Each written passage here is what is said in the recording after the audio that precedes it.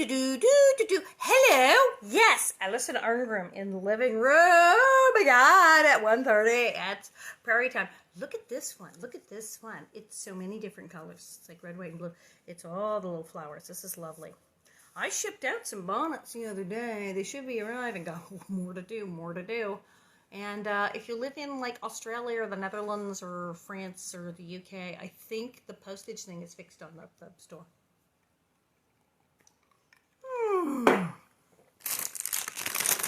We have goldfish. Goldfish! Nom, nom, nom. Okay. Yes, so, what am I doing? Yes, we're going to be reading again. I'm very excited. What's today? Is it Garbage Man Day? Yes. No. Yes, it is. Because yesterday we did, Tuesday was fudge. And then we did apple strudel and cherry tart, right? So now it's National Go Fishing Day. And then it's National Splurge Day. It's always National Splurge Day with me. I'm like, sure, fine, whatever. And then National Career Nurse Assistance Day. That's a good thing. That's a very good thing for it to be. Yes, yes. Is that what it is? Yes, because tomorrow's Juneteenth. Yeah, Juneteenth. Yes. Nobody free till we all free. Yes, Juneteenth. That's tomorrow. That's tomorrow. We'll celebrate that. That'll be great. So, is Country Girls on? Someone said they're watching. Oh, Hallmark. Country Girls is on. Country Girls. I like saying it. It never gets old. Well, so, Little Town on the Prairie. Like I said, this is where Little Town on the Prairie, things get weird. Like I said, Rose Wilder's way up in Laura's business, and I think she's telling her things to put in the book. Because some of the stuff like, is it a children's book? I seems very odd to put in a children's book. Okay, Rose. North Bay, eh? I love this chapter because it's the return of you-know-who. Will I put on a wig? Will I put on a wig? We don't know. Miss Wilder Teaches School. That's chapter 11, page 124 of Little Town on the Prairie, if you are reading along. Early, on the first day of school, Laura and Carrie set out. They wore their best sprigged calico dresses. Remember, they're all dressed up now. They got Mary off of college. They can go to school and look good. They wore their best sprigged calico dresses, for Ma said they would outgrow them before next summer anyway.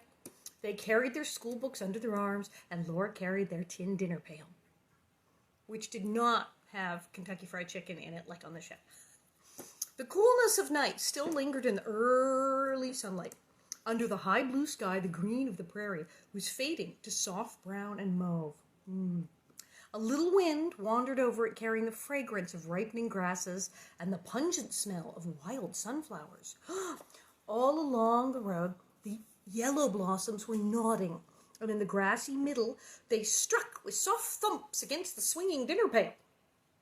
Laura walked in one wheel track and Carrie in the other. Wheel tracks are so deep on the prairie, those wagons, you had to walk in a wheel track. Oh, I do hope Miss Wilder will be a good teacher, said Carrie. Do you think so? Pa must think so. He's on the school board, Laura pointed out. Though maybe they hired her because she's the Wilder boy's sister. Oh, Carrie, remember those beautiful brown horses? You say Wilder boy. She doesn't say, oh, Almanzo, I love him. She says, oh, the horses. Oh.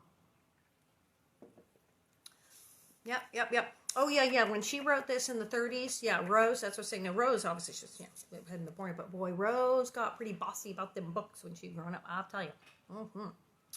Just because he has those horses doesn't make his sister nice, Carrie argued. Good point. But maybe she is. It's Eliza J. Wilder. Oh, no. Anyway, she knows how to teach. She has a certificate, said Laura. She sighed, thinking how hard she must study. She must study to get her own certificate. Main Street was growing longer. Now, a new livery stable was on Pa's side of it, across from the bank. A new grain elevator stood tall beyond the far end of the street, across the railroad tracks. We did not have a grain elevator in Walnut Grove, no. See, that's the thing is on the show, we're kind of mixing time periods. We mixed, like, Walnut Grove when they were very poor with things that happened in De Smet when they were quite well off. and kind of went squish when, Almanzo and Eliza didn't come to Walnut Grove. They met them in the Smith. It's like, terrible. So confusing. Grain elevator. Oh, my heavens. Why are all those lots vacant between the livery stable and Paws? Carrie wondered. Laura did not know. Anyway, she liked the wild prairie grasses there. Pa's new haystack stood thick around his barn. He would not have to haul hay from the claim to burn this winter. Well, hopefully they'll have some coal and not have to burn hay. She and Carrie turned west on 2nd Street. Beyond the schoolhouse, new little claim shanties were scattered now. A new flour mill was racketing by the railroad tracks, and across the vacant lots between 2nd Street and 3rd Street could be seen the skeleton of the new church building on 3rd Street. Men were working on it. A great many strangers were in the crowd of pupils gathered near the schoolhouse door. They're going to have a separate school and a church. They have factories. They have a flour mill. This is a town, a city with factories, with the flour mills and grain elevators. This is not like Walnut Grove at all. Not at all, no.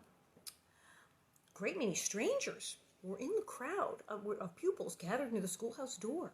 Carrie timidly shrank back, and Laura's knees weakened. These two were so shy. But she must be brave for Carrie, so she went on boldly. The palms of her hands grew moist with sweat when so many eyes looked at her. There must have been 20 boys and girls. Taking firm grip on her courage, Laura walked up to them and Carrie went with her. The boys stood back a little on one side and the girls on the other. It seemed to Laura that she simply could not walk to the schoolhouse steps. Then suddenly she saw on the steps Mary Power and Minnie Johnson. She knew them. They had been in school last fall before the blizzards came. Mary Power said, "Hello, Laura Ingalls." Her dark eyes were glad to see Laura, and so was Minnie Johnson's freckled face. Laura felt all right then. She felt she would always be very fond of Mary Power. "We've picked out our seats. We're going to sit together," said Minnie. "But why don't you sit across the aisle from us?" They went into the schoolhouse together. Mary's books and Minnie's were on the black desk next to the wall on the girls' side. Laura had laid hers on the desk across the aisle. Those two back seats were the very best seats. Carrie, of course, must be nearer the teacher with the smaller girls. Miss Wilder was coming down the aisle with a school bell in her hand. Her hair was dark and her eyes were gray. She seemed a very pleasant person. Her dark gray dress was stylishly made, like Mary's best one, tight and straight in the front, with a pleated ruffle just touching the floor, and an overskirt draped and puffed above a little train. Oh my, that's very, very fancy. It's much fancier than we had. Much, much fancier. Dabbing my own nose. Oh my. "You girls have chosen your seats, haven't you?" she said pleasantly. And I kind of said it like I was Lucy Flippin. "Yes, ma'am," Minnie Johnson said bashfully. But Mary Power smiled and said, "I'm Mary Power, and this is Minnie Johnson and Laura Ingalls. We would like to keep these seats if we may, please. We are the biggest girls in school." "Yes, you may keep these seats," said Miss Wilder very pleasantly. She went to the door and rang the bell. Pupils came crowding in till nearly all the seats were filled. On the girls' side, only one seat was left vacant. On the boys' side, all the back seats were empty because the big boys would not come to school until the winter term. They were still working on the claims now. Laura saw that Carrie was sitting happily with Minnie Beardsley near the front where younger girls should sit. Then suddenly she saw a strange girl hesitating in the aisle. She seemed about as old as Laura and as shy. She was small and slim. Her soft brown eyes were in a small round face. Her hair was black and softly wavy, and around her forehead the short hairs curled. She was flushing pink from nervousness. Timidly she glanced at Laura. Unless Laura would take her as a seatmate, she must sit alone in the empty seat. Now, see, that's what's good about Laura. She's really shy, but she knows another shy person when she sees them. Quickly, Laura smiled and patted the seat beside her. She's going to help that poor girl. The new girl's great brown eyes laughed joyously. She laid her books on the desk and sat down beside Laura. When Miss Wilder had called the school to order, she took the record book and went from desk to desk, writing down the pupils' names. Laura's seatmate answered that her name was Ida Wright, but she was called Ida Brown. She was the adopted daughter of Reverend Brown and Mrs. Brown. Aww. Reverend Brown was the new congregational minister who had just come to town. Laura knew that Pa and Ma did not like him very much, but she was sure she liked Ida. Miss Wilder had put the record book in her desk and was ready to begin school when the door opened again. Dun, dun, dun, dun, dun, dun, dun, dun, dun. Everyone looked to see who had come tardily to school on the first day. Laura could not believe her eyes. The girl who came in was Nellie Oleson from Plum Creek in Minnesota. She had grown taller than Laura, and she was much slimmer. She was willowy, while Laura was still as round and dumpy as a little French horse. But Laura knew her at once, though it was 2 years since she had seen her. Nellie's nose was still held high and sniffing. Her small eyes were still set close to it, and her mouth was prim and prissy. Nellie was the girl who had made fun of Laura and Mary because they were country girls, while her father was a storekeeper. She had spoken impudently to Ma. She had been mean to Jack, the good and faithful bulldog who was dead now. She had come late to school, yet she stood looking as if the school was not good enough for her. She wore a fawn-colored dress made with a polonaise. Deep pleated ruffles were round the bottom of the skirt, around her neck and falling from the edges of her wide sleeves. At her throat was a full jublet of lace. Her fair, straight hair was drawn smoothly back from her sharp face and twisted into a tall French knot. She held her head high and looked scornfully down her nose. Okay, wait. Come on here. Now, Nellie does not have curls. Now, remember, they had me keep the curls, like, for the whole show, just, like, did them differently, although Nellie wore her hair straight and pulled back as an older girl. But what the heck?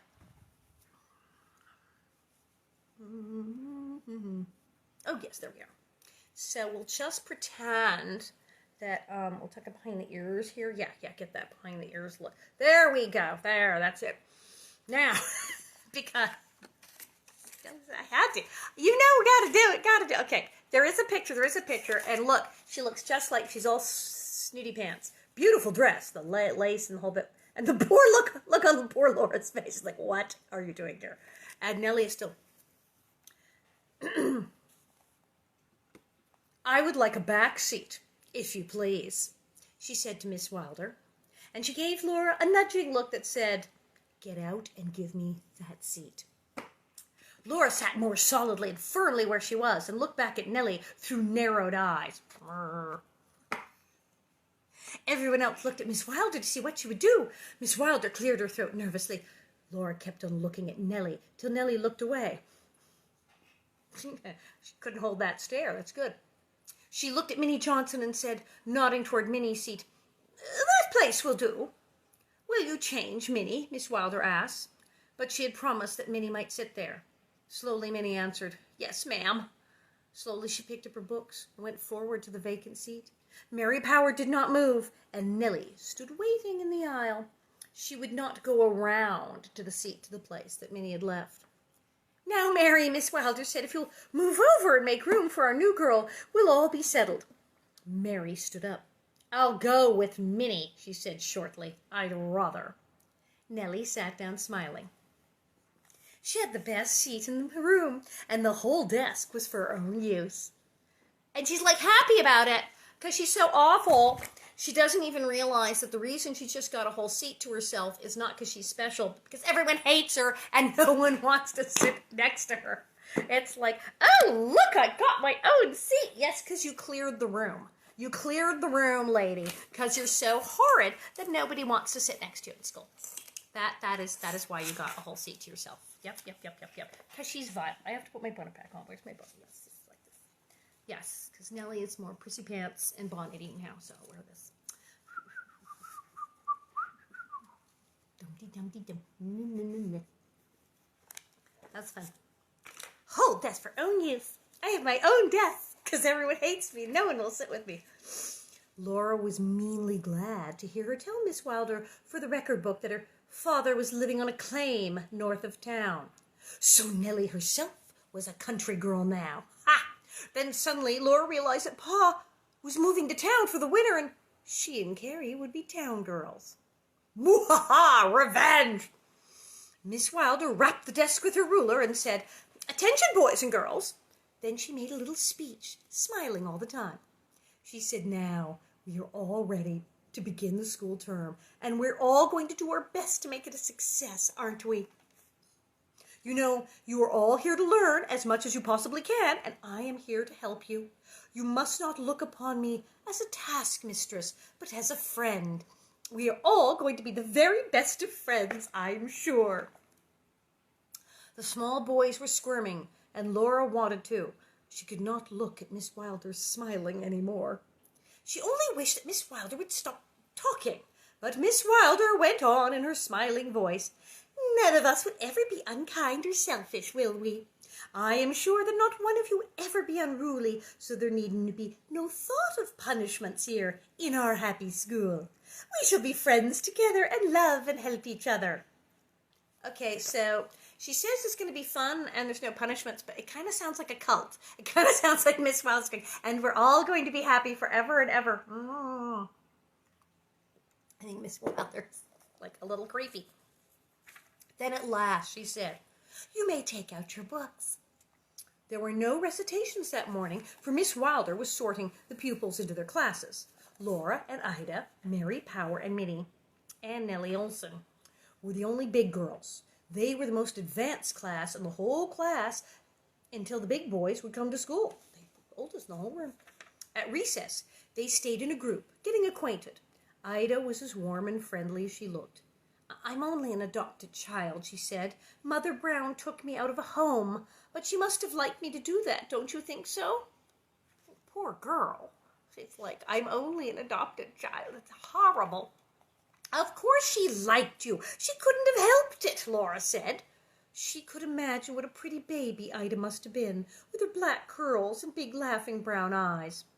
But Nellie wanted all the attention for herself. Oh, nothing has changed. Nothing has changed. Nellie is exactly the same. Isn't that wonderful? She's still awful. Gonna get all the attention for herself, of course. "I really don't know whether we like it out here or not," Nellie said. "We are from the East. We are not used to such a rough country and rough people." "You come from western Minnesota, from the same place we did," said Laura. "Oh, that!" Nellie brushed away Minnesota with her hand. "We were there only a little while. We came from the East, from New York State." "We all come from the East," Mary Power told her shortly. "Come on, let's go outdoors in the sunshine." "Oh, my goodness, no," said Nellie. "Why, this wind will tan your skin."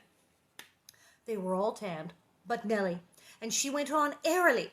"I may have to live out in this rough country for a little while, but I shan't let it spoil my complexion.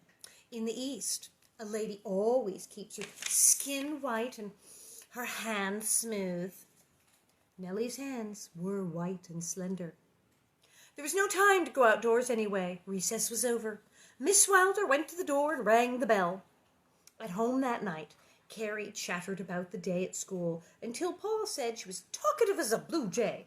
"Let Laura get a word in edgewise." "Why are you so quiet, Laura? Anything go wrong?" Then Laura told about Nellie Oleson and all she had said and done. She finished. "Miss Wilder shouldn't have let her take the seat away from Mary Power and Minnie." "Nor should you ever criticize a teacher, Laura," Ma gently reminded her. Laura felt her cheeks grow hot. She knew what a great opportunity it was to go to school. Miss Wilder was there to help her learn. She should be grateful. She should never impertinently criticize. She should only try to be perfect in her lessons and in deportment. Yet she could not help thinking, just the same, she shouldn't have. It was not fair. "So the Olesons came from New York State, did they?" Pa was amused. "That's not so much to brag about." Laura remembered that Pa had lived in New York State when he was a boy. Yes, hello, Charles Ingalls is from upstate New York. Duh, duh, duh, duh. Was it Cuba? He's from upstate New York. Now let's go. I'm from upstate New York. Yes, so is Paul Ingalls. He went on. I don't know how it happened, but Oleson has lost everything they had in Minnesota. He hasn't a thing in the world now but his homestead claim. And they tell me his folks back east are helping him out, or he couldn't hang on to that till he makes a crop. Maybe Nellie feels she's got to brag a little to hold her own. I wouldn't let it worry me, Laura. But she had such pretty clothes, Laura protested, and she can't do a bit of work. She keeps her face in her hands so white. You could wear your sunbonnet, you know, said Ma. And as for her pretty dresses, likely they come out of a barrel. And maybe she's like the girl in the song who was so fine, with a double ruffle around her neck and nary a shoe to wear. Laura supposed she should be sorry for Nellie, but she wasn't. She wished that Nellie Oleson had stayed in Plum Creek. See, there you go. Now, in this one, the Olsons are kind of, they're kind of on hard times. Did not quite how it happened, because she's mixing. Nellie Oleson is based on 3 people. A lot of you know this, that Nellie Olson's 3 people, that she's Nellie Owens from Walnut Grove, and then Stella Gilbert and Genevieve Masters. So maybe one of them lost money. But the Owens, when they did finally leave Walnut Grove, we don't know when, they did not go to DeSmith. This did not happen. They wound up in Oregon. If you go to Forest Grove, Oregon, just outside of Portland, there's a lovely Forest Grove cemetery, and you'll see William Owens, the real Nels, and you will see Nellie Owens Curry and Willie Owens. You will see the real Nellie and Willie are buried there. Don't know where Mrs. Oleson, Mrs. Owens went. She may have died before they got to Oregon, but they're all buried in Oregon. So like, woohoo! And Nellie was married to Mr. Curry, but she got divorced. Horrors. But they did okay. That's a very fancy cemetery. So they were in Oregon. I think they did very well. They were like in cheese. It's like Tillamook cheese, like that kind of thing. So they were fine. So I don't know who these broke are, but yeah, maybe her dress is from like a barrel, like charity, like hand-me-downs, and she's fronting, as we say nowadays, as the kids say now. Yes, Nellie is fronting with that dress. She does not really have any money. Pa got up from the supper table and drew his chair near the open door. He said, "Bring me the fiddle, Laura. I want to try a song I heard a fellow singing the other day. He whistled the chorus. I believe the fiddle will beat his whistling." Softly, Laura and Carrie washed the dishes, not to miss a note of the music. Pa sang, low and longingly, with the sweet, clear voice of the fiddle. Let's hope nobody dies in this song, right? Because Pa and his song's about death. "Then meet me, oh meet me, when you hear the first whippoorwill call. Whippoorwill," the fiddle called, and fluting, throbbing like the throat of the bird. "Whippoorwill," the fiddle answered. Near and pleading, whippoorwill, the far and soft but coming nearer, whippoorwill, till all the gathering twilight was filled with the wooing of the birds. Laura's thoughts untangled from their ugly snarls and became smooth and peaceful. She thought, I will be good. It doesn't matter how hateful Nellie Oleson is. I will be good. I'm so glad that I could be an inspiration.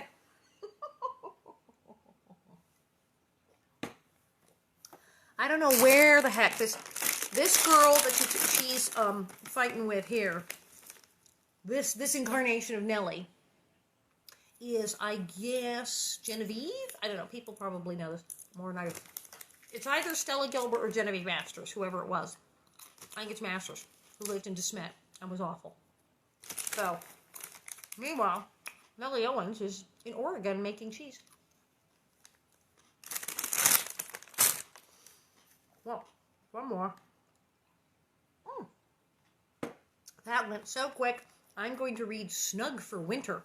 We'll get 2 today. Ooh, Snug for Winter. Sure better than last winter when it was freezing and starving to death for winter. All through the pleasant fall weather, Laura and Carrie were busy girls. In the mornings, they helped do the chores and get breakfast. Then, they filled their dinner pail, dressed for school, and hurried away on the mile walk to town. After school, they hurried home, for there was work to do until darkness came. Saturday was a whole day of busy working in a hurry to be ready to move to town. Laura and Carrie picked up potatoes while Pa dug them. They cut the tops from the turnips and helped Pa pile them in the wagon. They pulled and topped the carrots too, and the beets and the onions. They gathered the tomatoes and the ground cherries. Ground cherries grew on low, leafy bushes. Thick on the stems under the large leaves hung the 6-cornered bells, pale gray and thinner than paper, and inside each bell was a plump, golden, juicy, round fruit. I don't know what the heck are those? I don't, because it's not a dough. The husk tomatoes were covered with a smooth, dull brown husk. When this was opened, there lay the round, bright purple tomato, larger than a ground cherry, but much smaller than the red tomatoes that openly flaunted their bright colors. All day long, while the girls were in school, Ma made preserves of the red tomatoes, of the purple husk tomatoes, and of the golden ground cherries. She made pickles of the green tomatoes that would not have time to ripen before it froze. The house was full of the syrupy scent of preserves and the spicy odor of pickles. I love pickles. Do you love pickles? I love pickles. Okay, that scene where I had to eat the pickles and ice cream and then pickles and maple syrup on the show. Not a problem. I would eat pickles with anything. It was a great big dill pickle from the deli, like a really good one. So I was quite happy I would eat pickles all day. And I had not had pickles with ice cream until then. They are shockingly good. I see why pregnant women go berserk and want pickles. They're really very good. And the pickle maple syrup, oddly, not bad. I would probably eat pickles and ice cream again before I would eat pickles and maple syrup. But I was really surprised at how delicious it was. But that's also because I would eat a giant dill pickle with anything. It's like nature's perfect food as far as I'm concerned. So there you are. Pickles! We will take our provisions with us when we move to town. This time, said Pa with satisfaction. Oh yeah, they kind of fled in the night. Last time they were like, snow! Ah! And they like ran to town and they like barely took anything and they all started. This time they're a little better equipped. A lot better equipped. Pa said with satisfaction. And we must go soon. I don't want another October blizzard to catch us in this thin-walled little house. This winter isn't going to be as hard as last winter, Laura said. The weather doesn't feel the same. No, Pa agreed. It isn't likely this winter will be as hard, nor come as soon, but this time I intend to be ready for it when it does come, since you totally weren't last year and you almost died. He hauled the oat straw and the corn fodder and stacked them near his haystacks in town.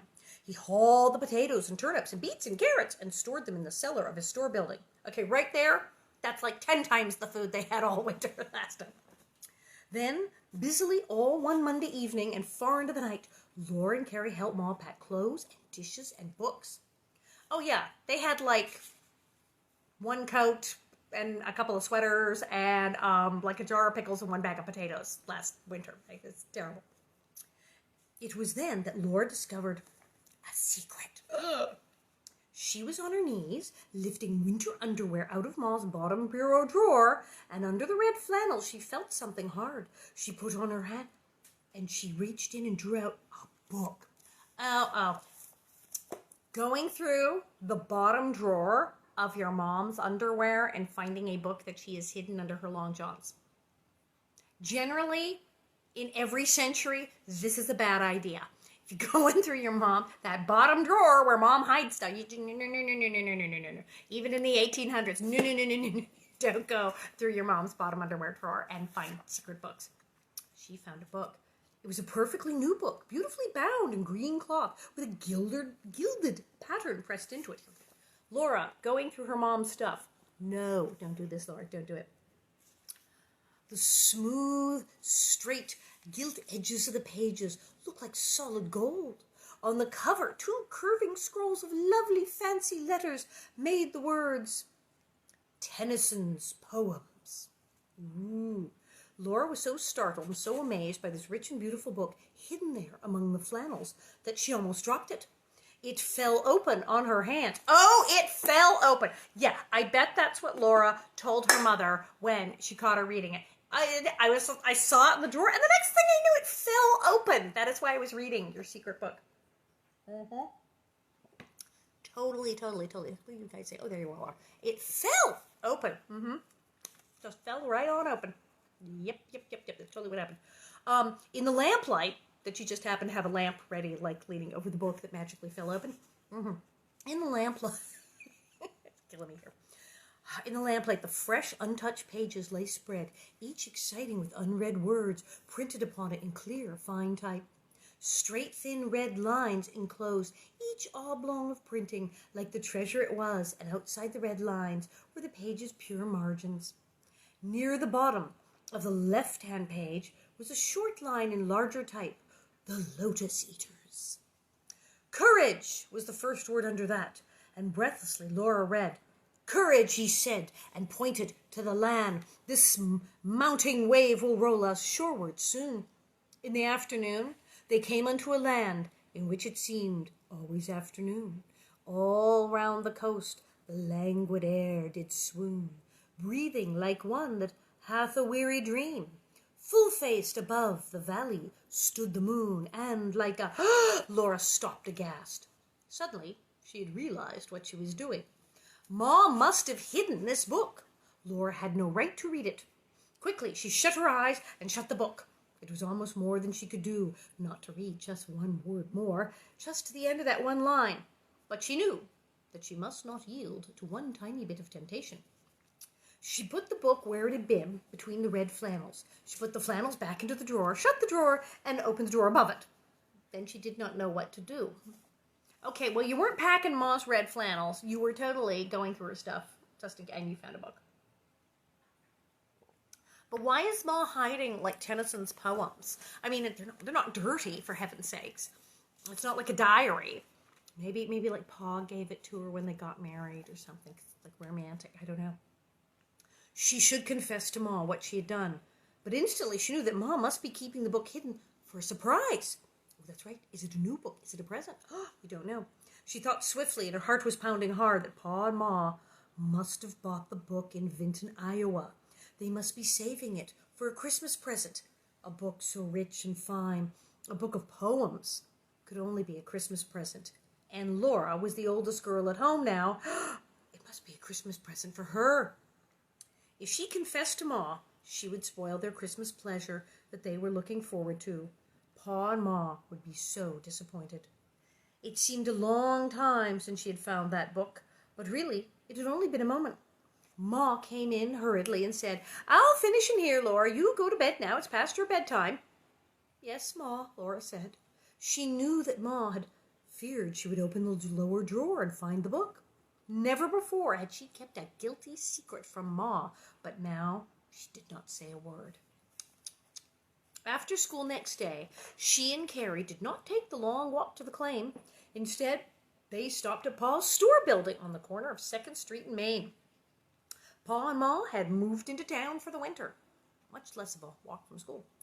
The stove and the cupboard were set up in the kitchen. Upstairs, the bedstead stood under the slanting shingle roof, and the straw ticks lay plumply on them under heaped quilts and pillows.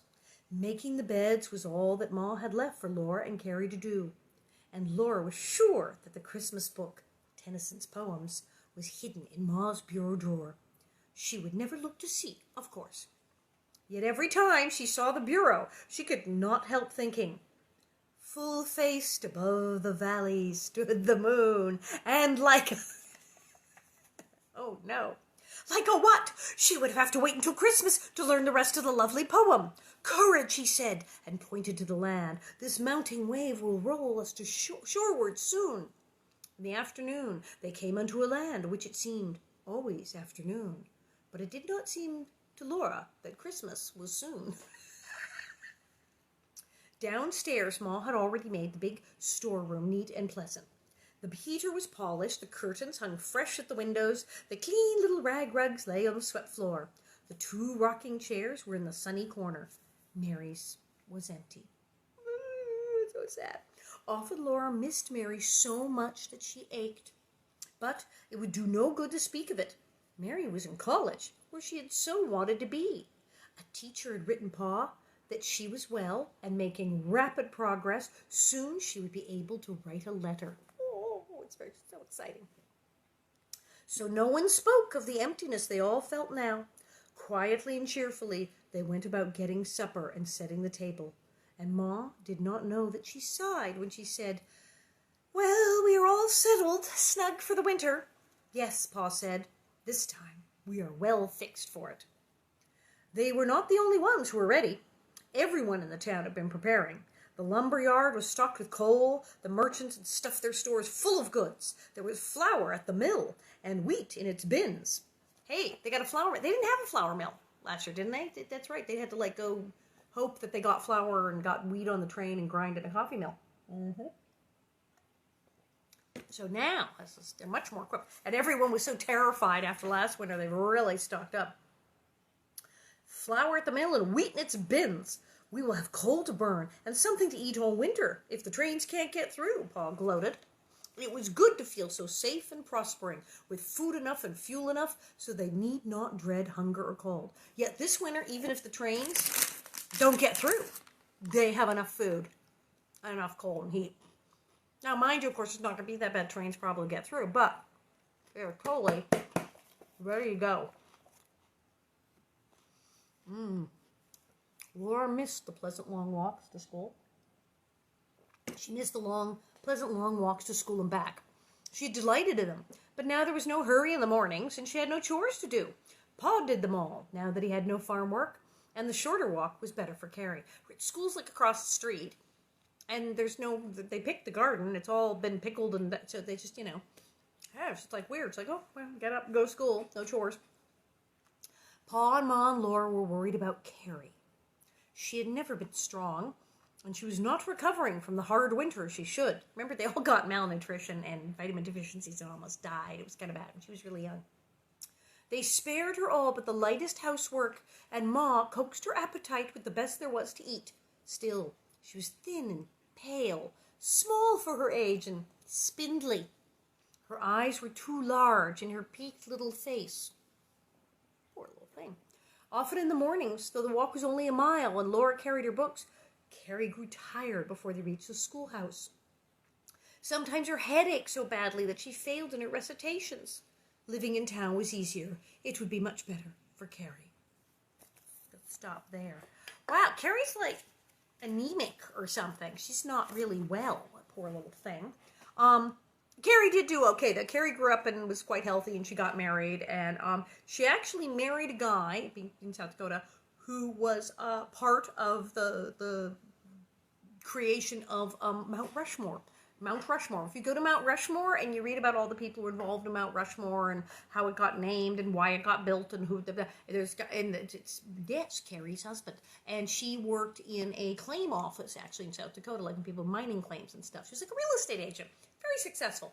So Carrie does okay, but she was frail and spindly and anemic and ill. Poor little thing. But yes, so tomorrow will be school days, which means some more, there'll be more Nellie. There will be horrible Nelliness, and there will be Miss Wilder stuff. And Laura actually gets in trouble. Ha ha ha ha. Oh, so happy. It'll be fun. And bonnets. There's going to be more bonnets, and I'm going to ship you the bonnets you ordered. I shipped out a bunch. I think Monday I'm going to get some more out. And then the 21st is Sunday. We will have that show, Living on a Prairie, that I did an episode of, and that Charlotte Stewart is in as well.